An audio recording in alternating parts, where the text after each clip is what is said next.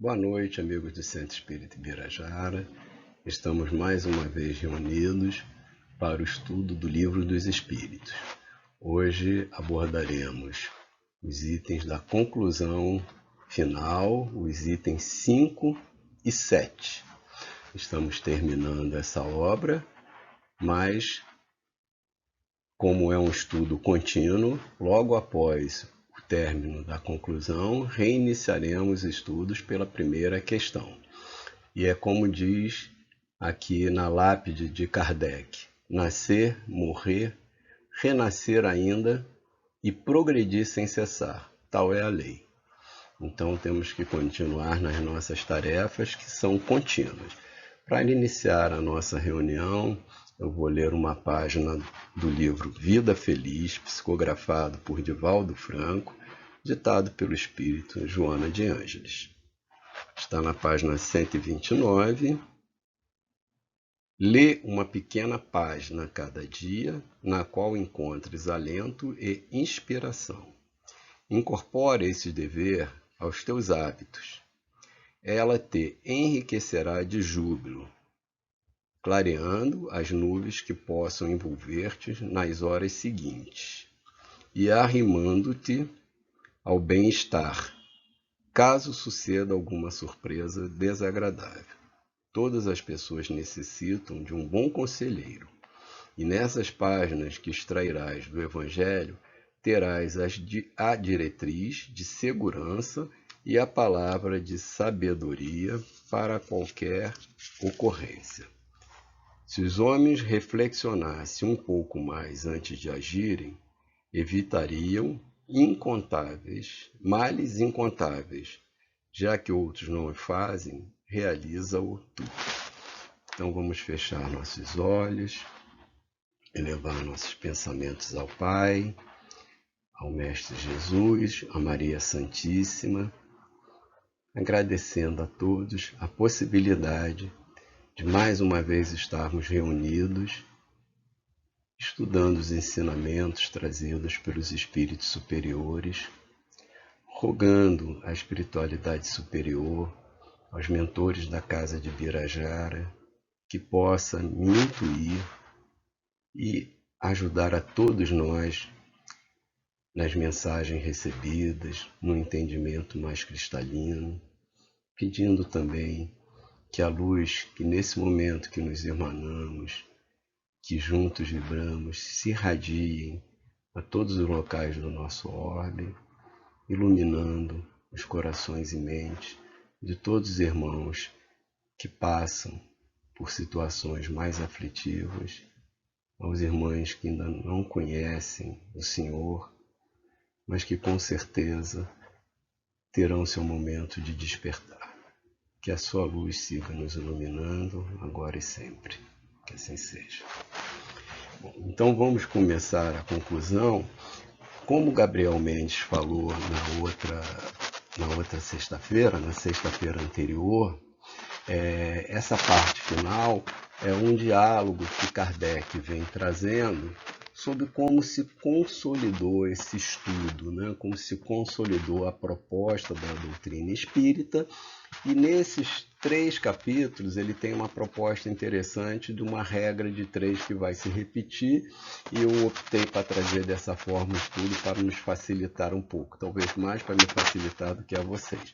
Mas recomendo que todos leiam integralmente esse capítulo da conclusão, lembrando que Kardec traz o assunto também no livro dos médiuns, que é quando ele fala no capítulo 3, método. Ele traz também na introdução do Evangelho segundo o Espiritismo, quando ele fala a autoridade da doutrina espírita, e também está nos capítulos iniciais de A Gênese. Então, porque na época, como foi dito já, era uma época onde eclodia uma nova posição filosófica, onde havia influência do positivismo do filósofo Augusto Comte, onde havia uma importância da prova científica das coisas que eram ditas. E Kardec, como um grande cientista que era, ele vem com esse trabalho muito intenso. Então, vamos só para nos recordarmos, a primeira publicação do Livro dos Espíritos foi em 18 de abril de 1875. Então, a gente vê que a doutrina espírita é uma nova proposta que exige observação e estudo. Mas não é só isso. Ela requer um esforço do entendimento, do sentimento e da razão. Então a gente vê que na forma que Kardec trouxe foi em 1857. Né? É uma doutrina, uma concepção recente da forma que foi arquivada, visto que é uma doutrina que vem dos espíritos e essas manifestações vêm desde os primeiros. Importante, né, para consolidar a autoridade da doutrina. As mensagens que o codificador usou vieram de vários médios, de 37 países e de 268 localidades. E esse é o trabalho que ele traz da unicidade e da uniformidade, né? E da universalidade das informações dos espíritos. Então ele fez um trabalho muito intenso, muito prolongado, muito laborioso, de ver todas as mensagens, os conceitos semelhantes, mesmo que trazido em palavras diferentes, para consolidar esse agrupamento de perguntas realizadas e das suas respostas. E principalmente ele foi totalmente levado por essa frase, conduzido por essa frase. Mais vale rejeitar 10 verdades do que admitir uma única mentira, uma única teoria falsa. E essa mensagem é trazida pelo Espírito Erasto, que é um trabalhador do cristianismo primitivo, que esteve, né, acompanhando o trabalho de Paulo de Tarso. Bom, então a gente sabe que quando se traz uma doutrina nova, conceitos novos, sempre tem dificuldade, né? Sempre tem um descrédito. Então ele começa um diálogo como ele estivesse falando com os que não aceitavam a doutrina. E como o Gabriel falou, muitos por ver de uma forma superficial essas propostas, esses ensinamentos trazidos pelos espíritos. Os que dizem que a crença espíritas ameaçam invadir o mundo, proclamam ipse fato a força do espiritismo, porque jamais poderia tornar-se universal uma ideia sem fundamento e destituída de lógica. Então ele enfrentava isso, um temor da igreja, um temor de outros grupos religiosos, que o espiritismo se disseminasse. E ele traz o contraponto, só se disseminaria se trouxesse a verdade, se tivesse um fundamento de ideias firmes, né? E com lógica, porque se isso não ocorresse, a gente sabe que rapidamente esses conceitos se esvaem, né? Se desfazem. E os espíritos já traziam, vamos lembrar que isso foi em 1857, esse ensinamento. Não vos inquieteis com a oposição. Tudo o que contra vós fizerem se tornará a vosso favor. E os vossos maiores adversários, sim ou quererem, servirão a nossa causa. Contra a vontade de Deus não poderá prevalecer a má vontade dos homens. Então, essa mensagem trazida pelos espíritos já traziam o que aconteceria no futuro.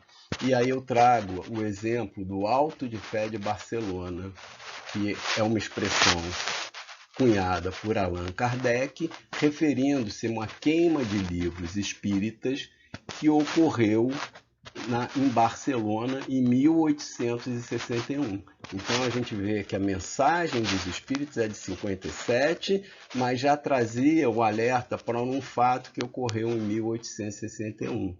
né? E Kardec utilizou essa primeira vez o título no artigo que ele escreve na Revista Espírita, publicado em novembro de 1861, O Resto da Idade Média.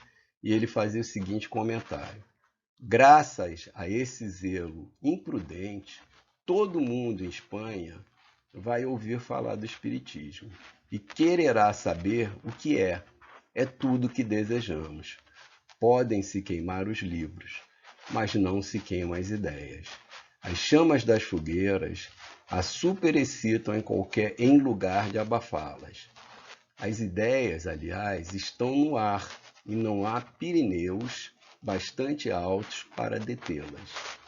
E quando uma ideia é grande e generosa, ela encontra milhares de peitos prontos para as aspirá-las. Então, na realidade, esse auto de fé, onde foram queimados 300 livros espíritas, e os livros que foram queimados, né, do Allan Kardec, o que é o Espiritismo, Livro dos Espíritos e Livro dos Médiuns, e outros livros de outros autores. Então, em vez de ter o que, na realidade, a Igreja queria, que era suprimir a disseminação, pelo contrário, chamou a atenção o que tem nesses livros que leva a Igreja a confrontar tão fortemente a ponto de, né, acabar materialmente com essa informação. Mas lembramos que poderia acabar com a informação escrita, mas as mensagens são dos espíritos, e você não pode impedir que a mensagem dos espíritos acontecessem. Podia impedir que se formassem sempre espíritas, podiam impedir que se formassem associações, mas não poderiam impedir a manifestação dos espíritos no recanto dos lares, de grupamentos familiares ou em qualquer outro lugar. Porque essa manifestação, como eu falei inicialmente, acontecia muito antes, sempre acontecia. E aí Kardec traz que com 3 períodos se apresenta o desenvolvimento da ideia em movimento doutrinário.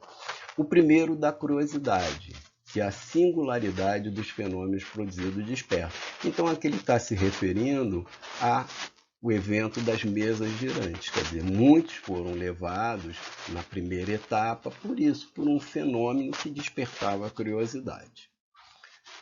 E a curiosidade, a gente sabe, dura pouco, né? Quando ela cumpre o seu papel, deixa de estimular as pessoas a procurarem. Então muitos viram esses fenômenos e se afastaram.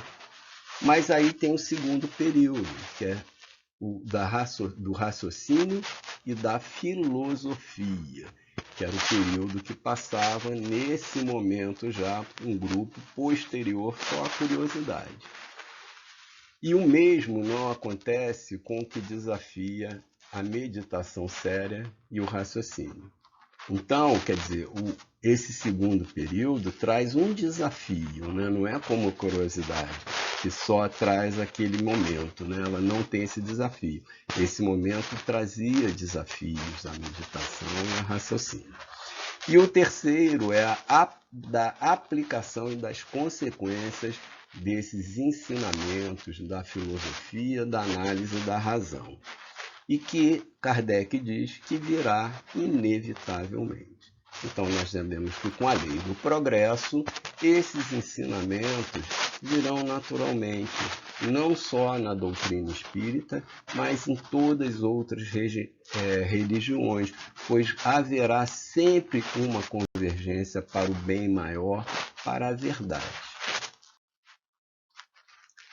Bom, e aí ele vem tendo esse diálogo e ele fala: provai finalmente que as consequências do espiritismo não são de tornar o homem melhor, né? Porque nesse embate havia várias questões. Então ele pergunta, mas tem que provar. Essa proposta não faz o homem melhor? Portanto, mais feliz pela prática da pura moral evangélica, moral a que se tece muitos louvores, mas muito pouco se pratica. Quando houver feito isso, terei o direito de atacar. Então ele traga um contraponto de seriedade, mostre aonde a doutrina espírita não propõe uma melhora moral, não só uma melhora intelectual.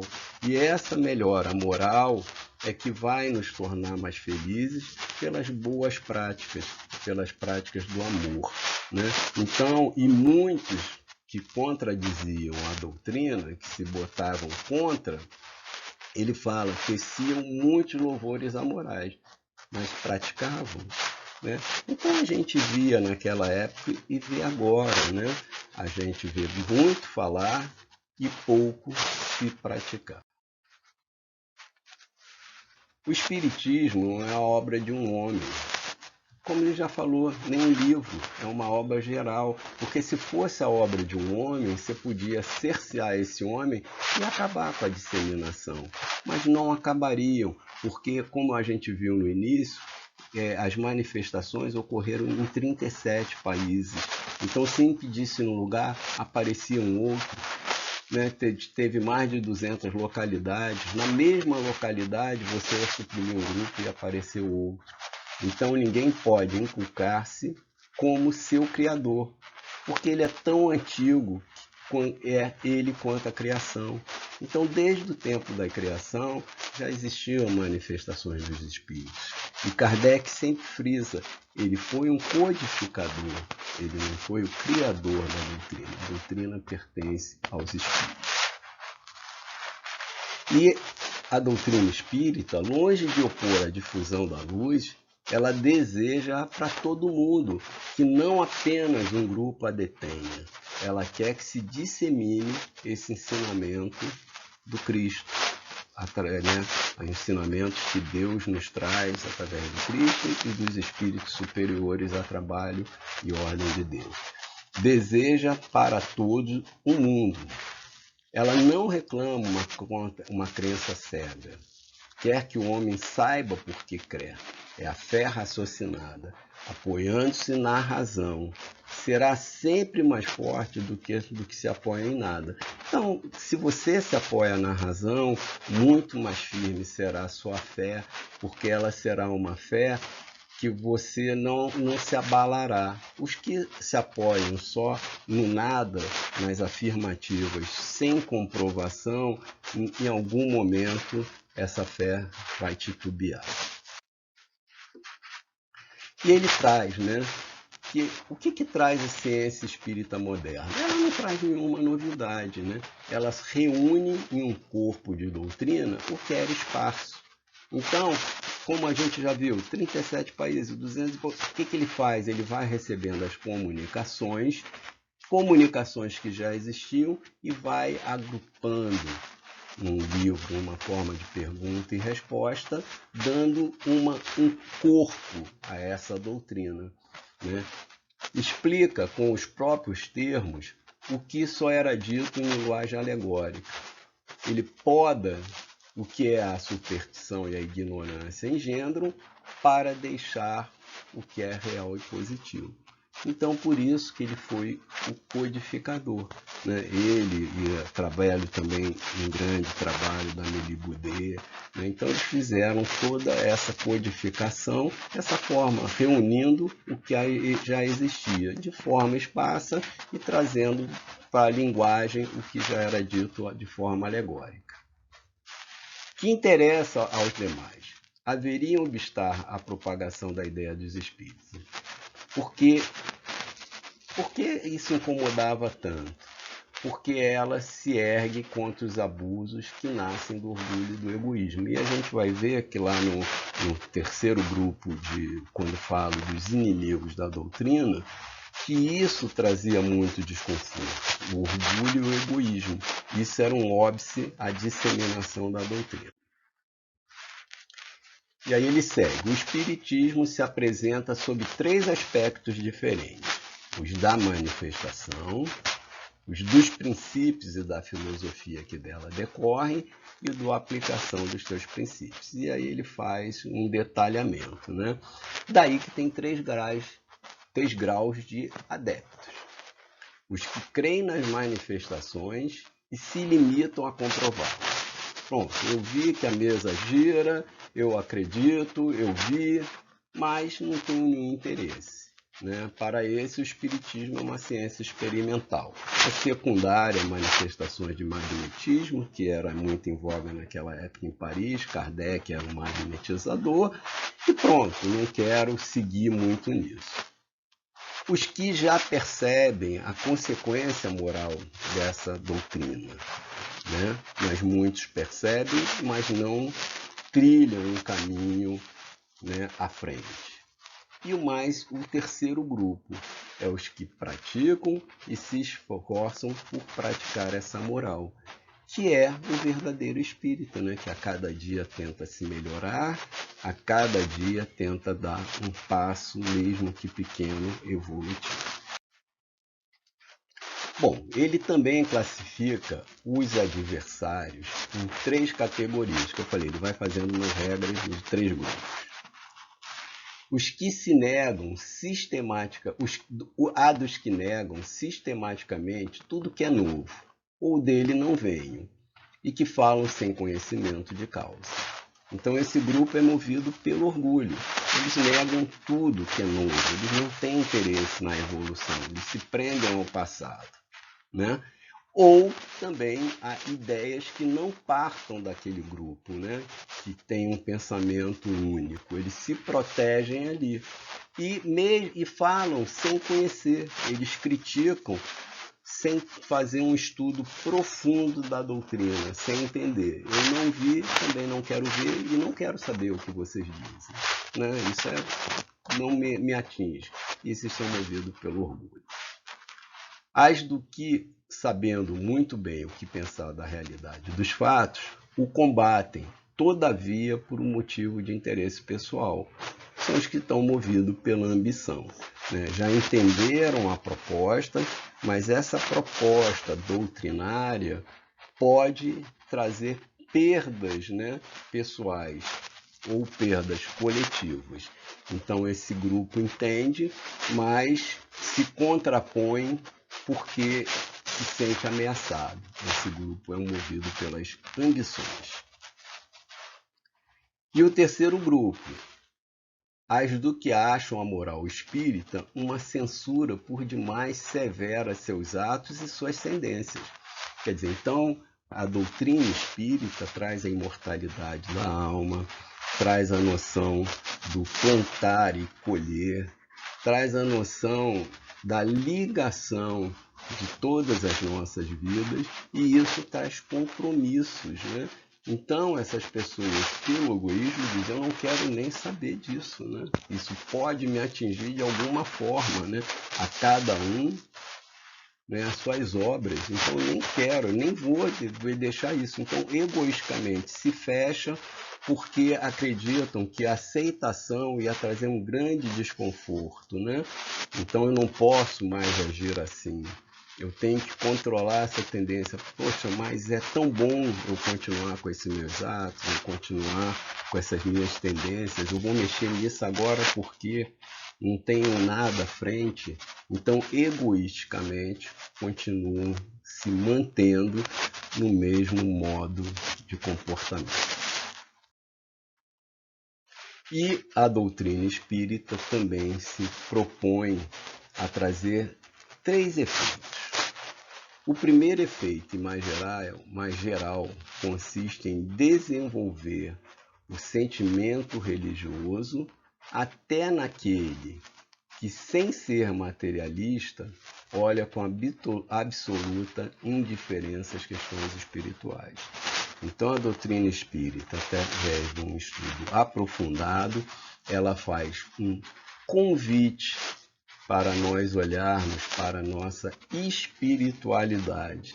Não necessariamente se propõe a fazer proselitismo, mas sim uma visão espiritualista. É evidente que a proposta é da doutrina espírita, né? Mas o que ela se propõe primordialmente a trazer o consolo, trazer o entendimento, trazer uma melhora do comportamento moral. O segundo efeito, tão geral quanto o primeiro, é a resignação nas vicissitudes da vida. Então, a doutrina espírita, pela essa interligação de toda a nossa vida, né, do nosso comportamento, ela propõe uma compreensão das nossas dificuldades, dos nossos desafios, né, do que se apresenta, né, nos nossos sofrimentos, né, mas sempre lembrando que a proposta dessa resignação, como fala Joana de Ângeles, é a resignação ativa, né? É você entender o que está passando, entender a sua dificuldade, as suas provas, as suas expiações, mas ter atitude de superar essa dificuldade, né?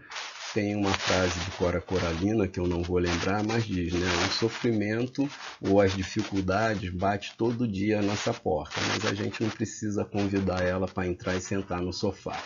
Então, na realidade, a proposta da doutrina é essa, é entendermos o que acontece, os momentos, mas termos atitude, né, para superar. Né? Do verbo não é ter esperança que passamos, é esperançar, é ter uma atitude para modificar esse futuro, modificar esses sentimentos, modificar o nosso entendimento. E o terceiro efeito é estimular no homem a indulgência com defeitos alheios. Né? Então é amar ao próximo como a si mesmo. Né? Sobre a indulgência foi feito um estudo recente na reunião pública de terça-feira, da nossa amiga Cláudia Amaral e Deise Lourenço. Quem quiser aprofundar um pouquinho, esse vídeo já está no YouTube na nossa casa. Então, essas são as propostas da doutrina espírita. Esse estudo continuará na semana que vem.